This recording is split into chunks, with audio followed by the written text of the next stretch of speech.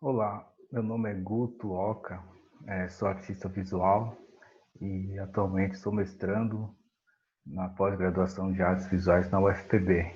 E eu me inscrevi no CIAME para o GT6, que seria Narrativas Artísticas Não Hegemônicas e Decoloniais, com a coordenação desse GT da professora doutora Maria Bernadette Ramos Flores, da Universidade Federal de Santa Catarina, e da professora doutora Sabrina Fernandes Melo, da Universidade Federal da Paraíba, que é justamente a universidade onde eu estudo. Bem, o título do artigo que eu escrevi para o CIAME o título é Por Onde Pisei, Poética, Poética Decolonizadora no Trabalho de Guto Oca, que no caso é o meu nome artístico, Guto Oca. Então, nesse artigo eu vou estar investigando o meu próprio trabalho, alguns processos, alguns trabalhos que eu venho trabalhando, venho produzindo, e alguns desses justamente nesse período de pandemia, nesse período de quarentena que a gente vem passando.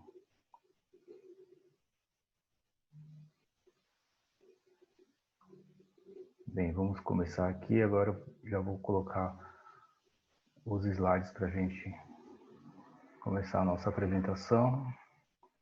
Bem, essa imagem que já inicia, né, logo de cara, logo na capa, com o título do artigo, é a imagem de um trabalho, que é o trabalho que dá nome a esse artigo, Por Onde Pisei.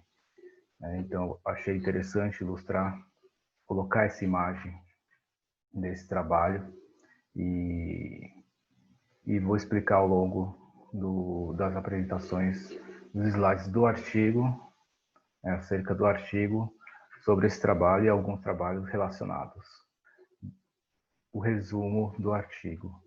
A importância em refletir sobre poéticas e processos artísticos que confrontam estruturas coloniais e hegemônicas surge enquanto forma de descolonização do pensamento, em âmbito educacional, artístico, filosófico, científico, dentre outros segmentos na esfera social brasileira. Nesse âmbito, eu destaco e partilho 3 trabalhos de minha autoria, que seria Carta Admissional, Por Onde Pisei e Alvo, cuja materialidade, conceitos e visualidades estão direcionadas para a problemática do racismo e seus desdobramentos. Desse modo, analiso cada trabalho a partir de experiências pessoais, dialogando com o entorno, com as estruturas de racismo atualmente legitimadas politicamente e a partir da banalização das violências, tanto físicas como simbólicas, sofridas pela população negra no Brasil. Nesse sentido, eu achei de suma importância, falar um pouco o que seria a arte afro-brasileira. Apesar de ser um termo que artistas negras e negros têm que estar afirmando o tempo todo, né, e quase que o tempo todo tem que estar afirmando que é um artista, ou que é uma artista afro-brasileiro, e as problemáticas que uma nomenclatura pode trazer também nesse sentido, mas eu acho importante a gente colocar também o que seria a afro-brasilidade, o que seria a arte afro-brasileira. Para isso, eu trouxe um autor, Roberto Conduro, a partir do livro, né, dele, que seria Arte Afro-Brasileira, o título, de 2007, ele traz algumas reflexões, algumas análises do que seria a arte afro-brasileira. Então, ele já coloca que a afro-brasilidade seria uma particularidade resultante da conexão entre africanidade e brasilidade, algo intrínseco às obras por pessoas de origem africana e ou às obras nas quais elas estão ou são representadas. E a arte afro-brasileira seria, assim, a produção decorrente da confluência e fusão de princípios, práticas e elementos da arte africana aos da brasileira, sendo ou uma interpretação brasileira da arte africana, ou a arte brasileira feita com sotaque africano, ou ainda um artístico caminho do meio entre África e Brasil. Bom, pensando nisso, pensando na relação entre a influência africana, né, no Brasil, a cultura africana no Brasil, e eu procuro muito pensar nisso na questão contemporânea, no caso, essas violências, como elas são, como elas acontecem atualmente, e principalmente como desdobramento histórico também. Então, o primeiro trabalho que eu analiso no artigo é Carta Admissional, que é um trabalho que ele parte de experiências pessoais minhas e dialogando com experiências pessoais de outras pessoas, mas seria justamente na questão mercadológica, ou seja, uma experiência que eu tive que cortar os cabelos para adentrar ao mercado de trabalho e quanto que isso causa problemas psicológicos, problemas ligados à questão de identidade, enfim. E a questão de negros e negras, principalmente as mulheres, de ter que se adequar a um padrão eurocêntrico, um padrão de branquitude, um padrão de cabelos lisos, e enfim, e eu sofrendo essa violência, pensando a partir de memórias de coisas que eu passei, de coisas que pessoas próximas passaram relacionadas ao racismo, pensei em fazer esse trabalho, carta admissional, que é justamente uma carta de admissão, né, de quando a gente é admitido ao trabalho, a algum trabalho, e a representação dos cabelos, os dreadlocks pendurados como diria um ex-voto capilar, no caso, né, representando os cabelos cortados. E essa imagem, esse cabelo, ele é bem representativo, não são os meus cabelos, são cabelos sintéticos que eu utilizei para fazer esse trabalho, justamente para remeter ao cabelo que foi cortado na época. E dialogando com esse pensamento, com essa ideia da produção, né, dessa poética, eu trouxe alguns pontos, algumas citações de autoras e autores que eu acho super pertinente e bem interessante, no caso, para esse trabalho de Grada Quilomba e Silvio Almeida. Então, o Silvio Almeida vai trazer para a gente a questão do racismo institucional que está ligada a esse tipo de violência, né? Que são as instituições. Ele afirma que as instituições são racistas porque a sociedade também é racista. Então, vem de uma estrutura racista e passa para as instituições, que é o que ele chama de racismo estrutural, e depois o racismo institucional, onde as empresas, as instituições promovem racismo a partir de uma estrutura já pré-estabelecida socialmente. Isso no âmbito de diversas maneiras, né? Pode ser na esfera educacional, por exemplo, em empresas de supermercado e qualquer outras empresas que promovem e já promoveram o racismo. Então, esses processos de alienação a partir do interesse político da cultura dominante branca e sua percepção distorcida da realidade que negros vivenciam. Quer dizer, eles não respeitam a identidade, né? E se a gente for falar de identidade, é algo amplo, muito amplo, mas não respeita essa diversidade que existe na população negra brasileira. E é um trabalho que remete à exclusão social nesse sentido, e também do que Grada Quilomba traz a respeito da marginalização, quer dizer, a marginalização a partir de estereótipos que são impostos à população negra.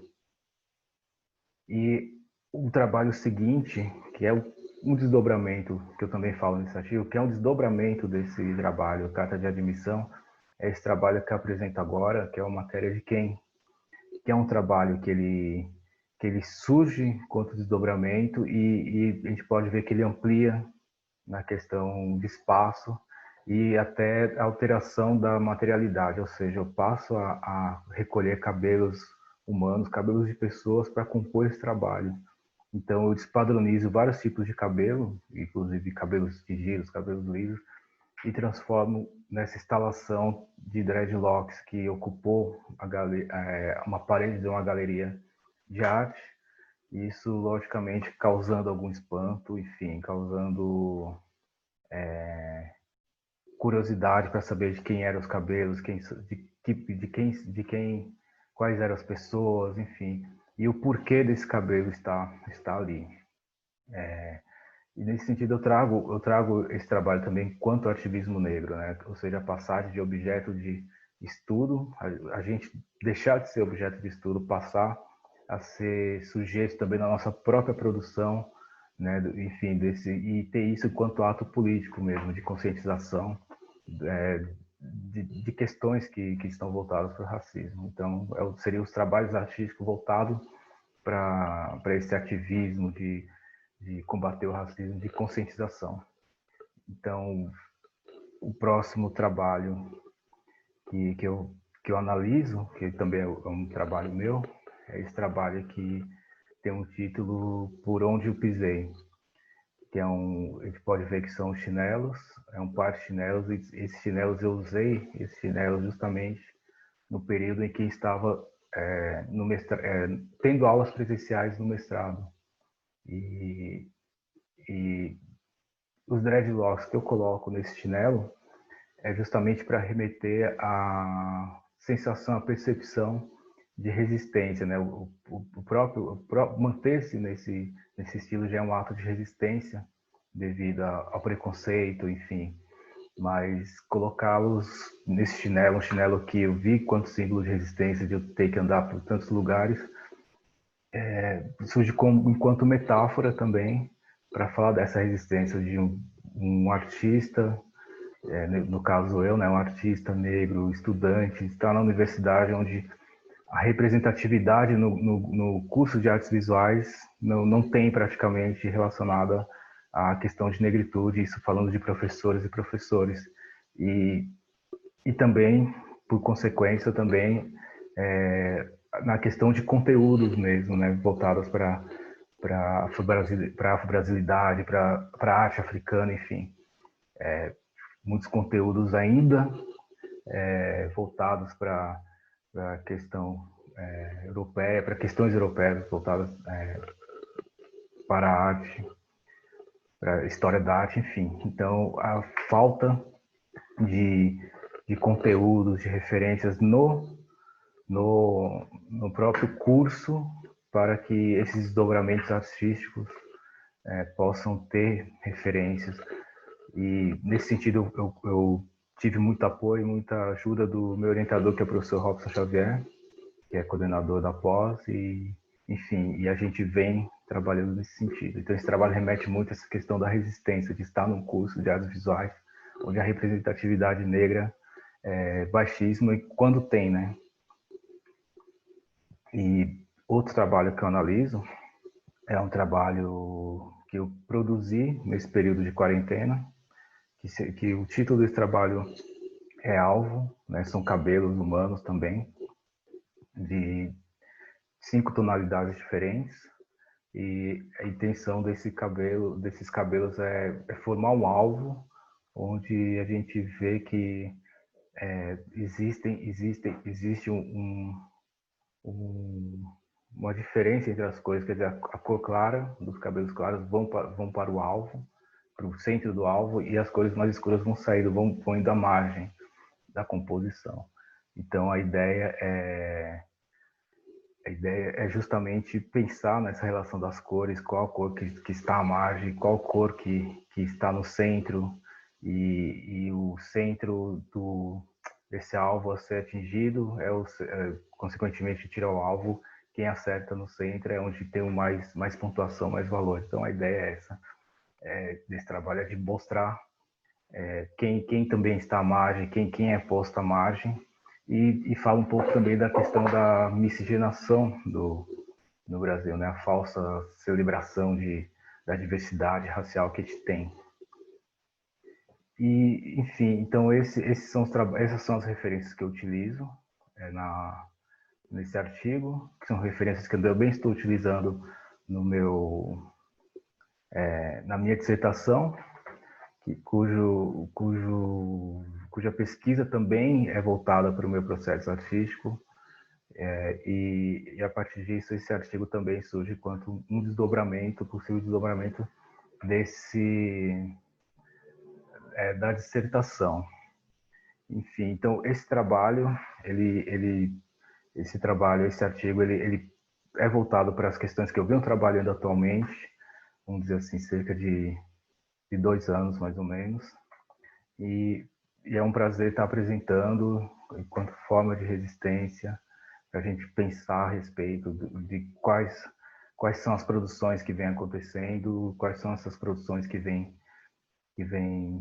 tendo visibilidade ou não, tanto em âmbito acadêmico quanto nas galerias, enfim. Então eu trago esse trabalho, esse artigo mais para a gente pensar a respeito dessas questões todas e como reflexões. Então, muito obrigado.